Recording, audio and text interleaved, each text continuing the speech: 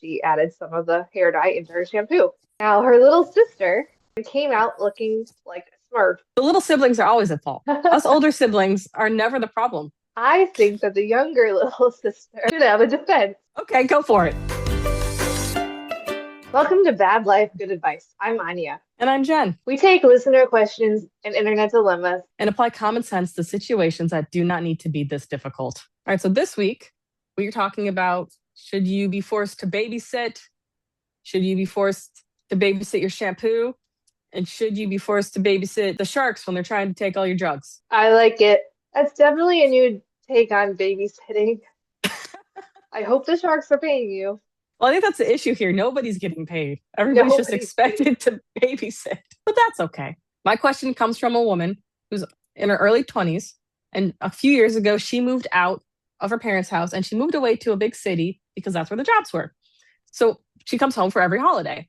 However, being the oldest daughter, she always gets roped into babysitting all of her little cousins and even their siblings. And she's getting really frustrated. She said the last time she came home for Christmas and New Year's, she wasn't even able to sit down and really relax and enjoy eating or hanging out with anybody too much. And when she made a comment to one of her aunts, her aunt joked and said, "Oh, but you're young, you have all the energy." So she told her parents that she's not coming home for the next holiday. She's just going to stay in the city and relax with her friends. And her mom is telling her that everybody's going to miss her and be very upset if she doesn't come back in for the holidays. Is she being a jerk? What do you think, Anya? Kind of. I mean, I don't think that she thinks she's being a jerk, but I don't know. If you can spend the holidays with your family, I think one day you'll look back on it and be like, oh, babysitting all the little kids around the holidays is really sweet. That being said, if you're in your early 20s, you have no kids, and you want to live your own life and your own agenda, I get that too. And it is kind of time consuming. I could see it would be annoying if you're the only one babysitting all these kids all the time. At least they should be offering you some incentive, like, I don't know, throw you a gift card, cash, something, six pack of beer. Who knows? Right. What do you think? When I was younger, I was not the type of person that would understand how you would let this happen, because I would, for instance, come home and be told, "Oh, you need to look after the little kids for just a minute." And then a minute later, I would leave or I would stop. But I was a mean big sister. So if somebody, hurt themselves because I wasn't watching them, I'd say, "Well, it's your kid," which is horrible and not the right thing to do. But that's how I would have handled it. And that's the tricky part. Now that I'm older, that's not how I would handle it. And so it's hard because if she goes home and she says, "Hey, I want to relax and enjoy time with the family. I don't want to watch these little kids." What do? Do you not watch the little kids until somebody gets hurt? Something really bad gets broken, that's fine. Like, that's on them. But you don't want some little kid to get hurt because you're trying to prove a point. Even if it is the parent's fault, that's hard. So if the only possible way she can set the boundary is to keep her distance, I get what she's doing, but you're right. I think she's going to regret it. And maybe she just needs to make more plans with her friends or something while she's at home. I do wonder where these parents are, though, because it seems like she's babysitting multiple children, which, in her defense, is harder if you're alone. Are all the parents just in a different room? Are they leaving the house? Because it sounds like they're there and they're just sitting off, talking, relaxing, drinking, enjoying themselves. And the kids are running around and she's becoming default daycare worker. Okay, so that kind of gives me a little bit more perspective because I could see how that would be truly annoying.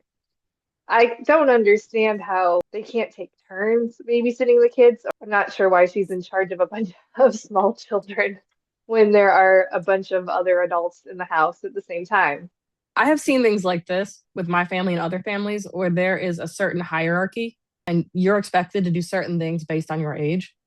And sometimes that's fine, but sometimes the older generation takes advantage of it because when they were young, they were told that they had to do the dishes or watch the kids or whatever. And so now that they're the older ones, they're like, "Oh, it's your turn. I did mine." Not realizing that that was never really fair. And it's not like this is an everyday thing. Like if you have a system where, you have a family unit and your family unit requires that your older children help with the younger children, that's fine if you've set up your situation that way. And sometimes that can get a little unfair. And sometimes it's just you do help your family out. You are required to help your family out more than a random person. But this is holidays, and this is like aunts and uncles that are just expecting her to watch their kids, like you said, while they're just in the other room. There's probably a good chance that you can't talk to them about it and explain to them why it's unfair. Is there any way you could just be at the house and just be like, I'm not doing it? Because that's what people in my family do a lot. And then the other people have to deal with it. And usually we get away with it. So there's two things about that that I would say make it not work. One is you don't want a kid to actually get hurt, right? So if you No. say, well, it's your fault because you're the parent and you weren't watching your kid, yeah, but do you still feel guilty about it? And then two, people have different parenting styles. My husband will happily let my daughter, run a couple houses down in front of him while she's on her bike or on her roller skates. I stay much closer. So I see him and I panic and I go, "What are you doing?" Whereas he's like, "She's fine." And so there's also a chance that this particular person is overreacting, thinking these kids are going to die if I don't watch them. Well, maybe they won't. Maybe they're way worse at home. And so their parents are well aware that they can just be left to their own devices. So there might be some of that too. And as a mean aunt, I would think it's kind of hilarious watching my eldest niece freak out when I know my kid's fine. I know that's rude, but it's kind of funny. But I remember, like my cousin was like 12 and 10 and 9, and we were just all like in the basement, and I don't recall much adult supervision. Is there any way to bill your family members with invoices? Okay, I like that a whole lot. Send them a Venmo request, childcare. I mean, if you want it to stop, then you have to stop. That's the only thing that's going to work. You're right. Either you don't show up at home or you just tell them no, like Anya says, and relax and let the chips fall where they may. But I guess to answer your question, I'm just not really sure why there can't be some type of compromise with your family. I get the parents need a break, but at the end of the day, they are not your kids. But if you're trying to give advice to her family who's getting a really great deal, so they're getting free babysitting and they don't have to do anything. So why would they take that? That's why you have to stop and Yeah. say no. Yeah. At some point, you have to say no. So, and if you can't say no while you're there, then I get why you would want to avoid. Unfortunately, skipping a holiday might be the boundary you need to force a conversation. I would handle this differently, but if some people just can't do that for some reason, they're just too nice. The thing is, too, I really like kids, so I probably kind of enjoy it, but I get why that'd be annoying. Or I guess you could even have a boundary of like, I'll watch the kids till this time and then I'm leaving.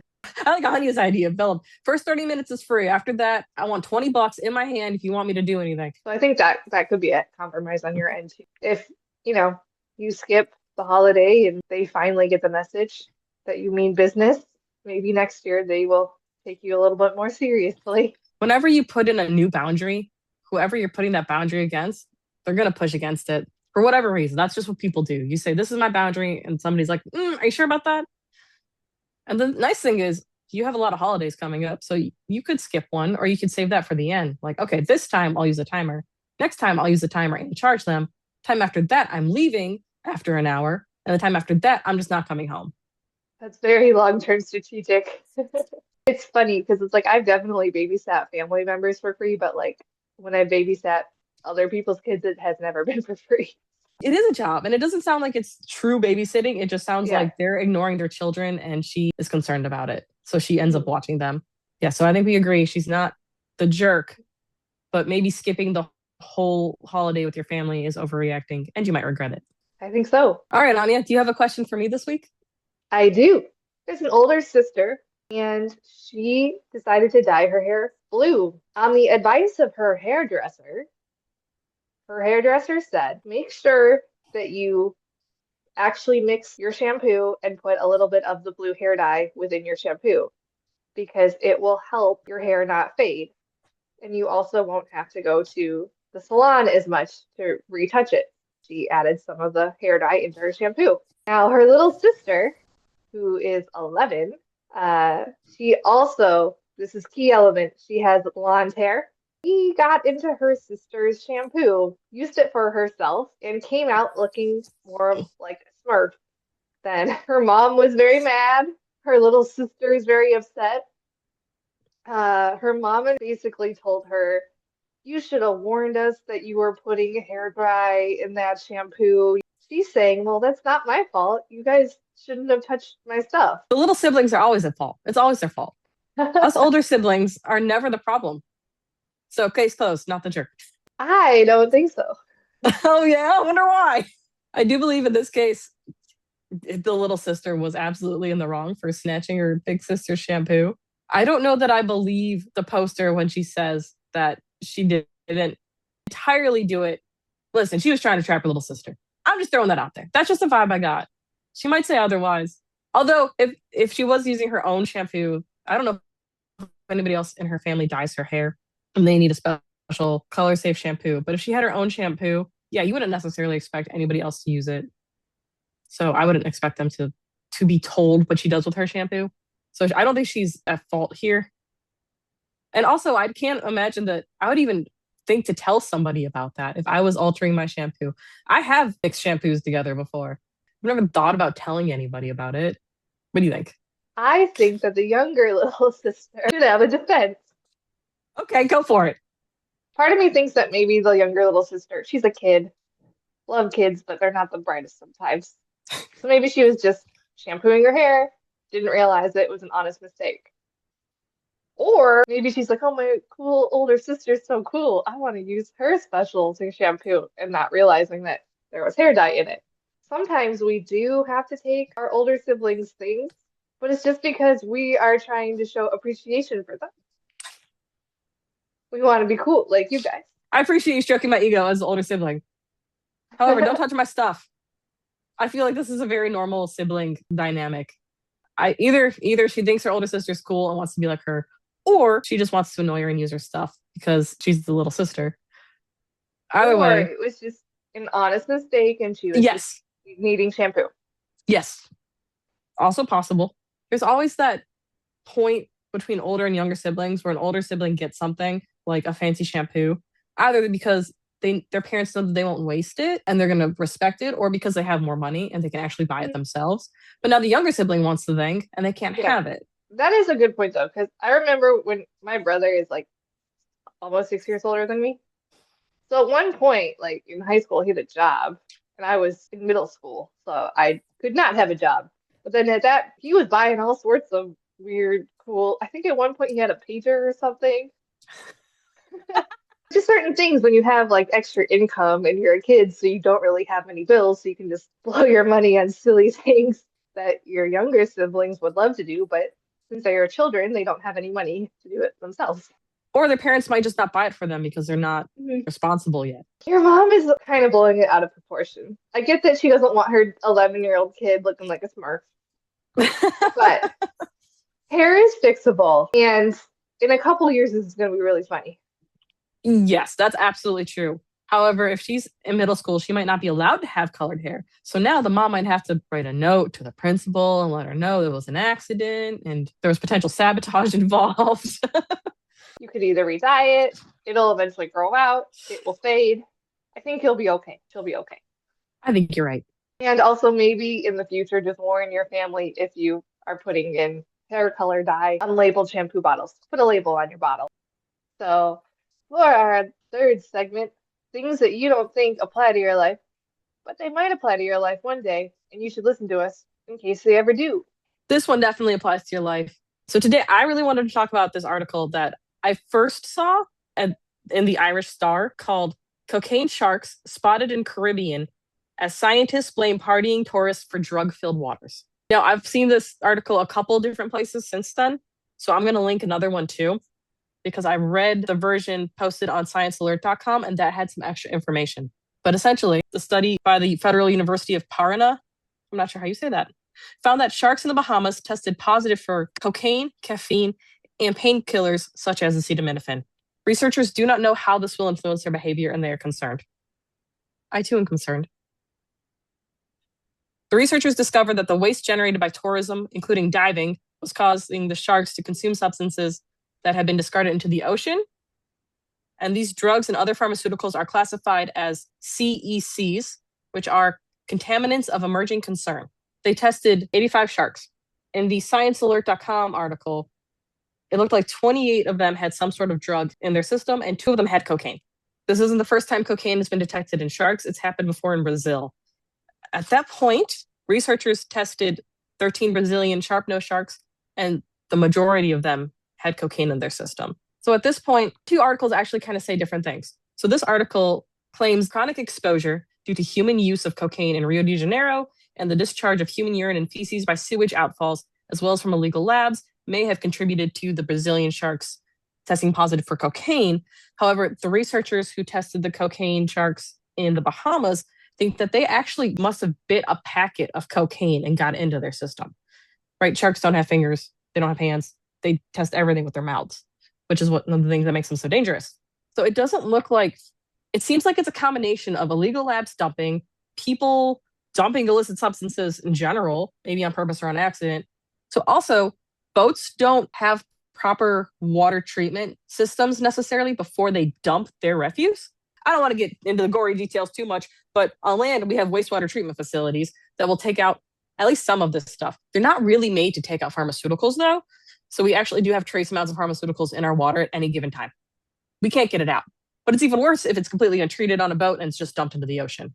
I don't know that we know how the sharks are getting the cocaine or the caffeine or the acetaminophen, if it's just in the water or if it's something that they're directly chomping on, but they don't know how it's going to affect the sharks. I saw somewhere that they were concerned that maybe the stimulants would cause the sharks' bodies to use up more energy, which could be really bad for them because if they don't get enough food, I mean, they could die if they need more energy, or it could make them more aggressive.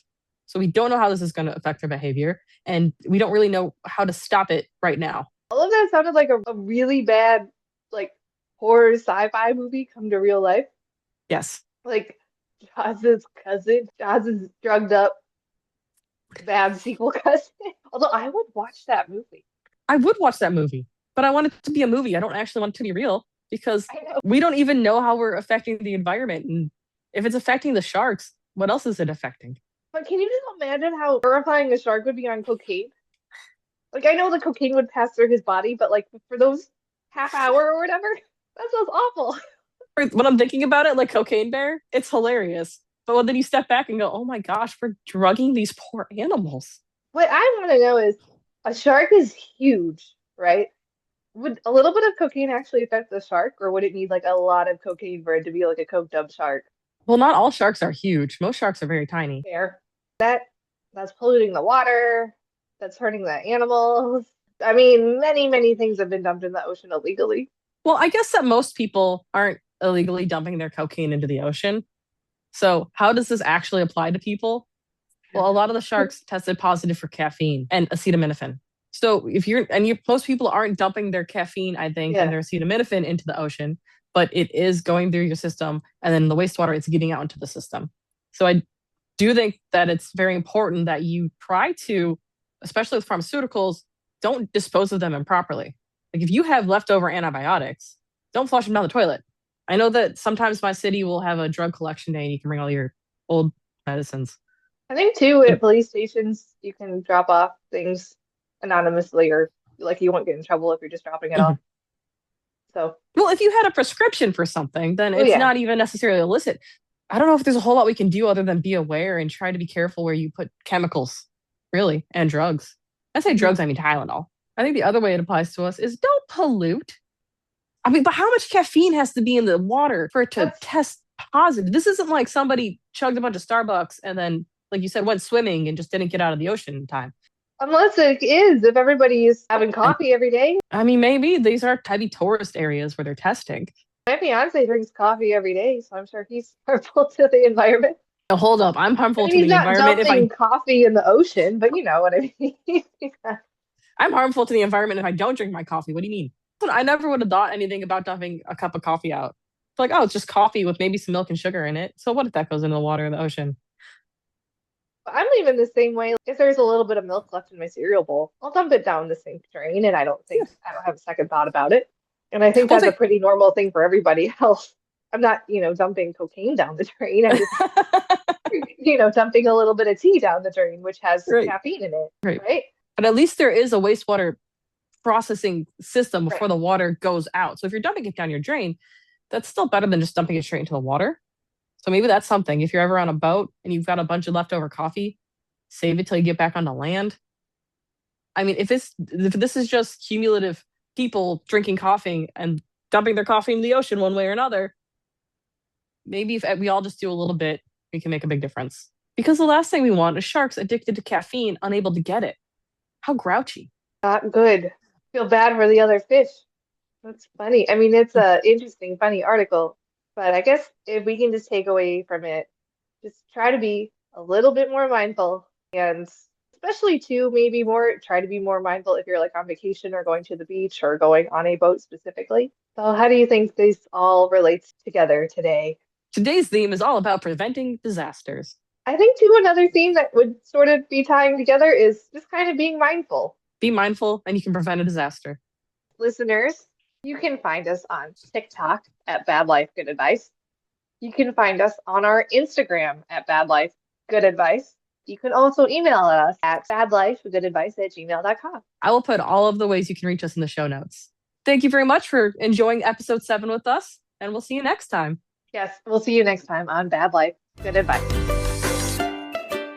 We're not doctors, lawyers, Professional babysitters, therapists. marine biologists, We're not pirates. beauticians. We don't own a boat. We're not captains. We're not financial advisors. Although technically I am a captain because I have my sailing license. I could run a boat if I wanted to. We do not advise that you rent a boat, even though Anya might want to rent a boat. I wouldn't advise you putting me in charge of running your boat. But if you do need a professional, please find a professional who is not us. Someone with actual qualifications and maybe even a certification or two. And until then, have a good life. Have a good life.